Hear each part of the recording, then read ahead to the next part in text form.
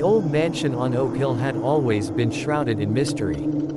Its tall, Gothic architecture stood ominously against the darkening sky as the Johnson family drove up the winding driveway. They were excited about their new home, unaware of the sinister presence that lurked within. From the first night, disturbances plagued their peace. It started subtly, soft whispers echoing through the hallways, the sound of footsteps on creaky wooden floors, and the constant feeling of being watched. Mr. Johnson would wake up to find the kitchen cabinets open, dishes scattered across the floor. Mrs. Johnson heard faint crying from the attic, but every time she investigated, she found nothing. The children, Lucy and Tommy, were the most affected. Lucy spoke of a shadow man who stood at the foot of her bed, staring at her with hollow eyes.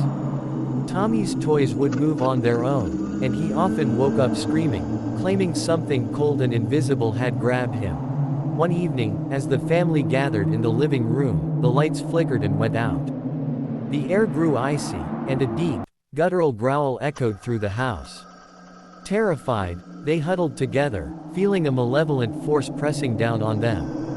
When the lights finally came back on, they saw words scrawled on the wall in what looked like blood: "Get out." Desperate for answers, the Johnsons called in a paranormal investigator. As the investigator conducted a seance, the room grew unbearably cold. Through the medium, the spirit spoke, revealing a dark history.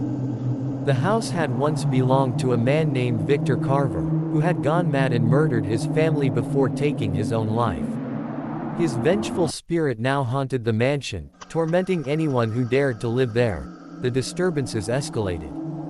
Doors slammed shut on their own, objects flew across rooms, and an oppressive darkness filled every corner of the house. One night, Mr. Johnson woke up to find Victor's ghost standing over him, eyes burning with rage. "Leave or suffer," the ghost hissed. Terrified and exhausted, the Johnson family decided to leave. As they packed their belongings, the house seemed to fight them, with furniture toppling over and windows shattering. Finally, as they drove away, they felt an overwhelming sense of relief. Years later, the mansion on Oak Hill remains abandoned. Locals speak of strange lights and ghostly figures seen through the windows at night. The Johnsons never spoke of their experience again, but they would never forget the haunted house that tried to destroy them.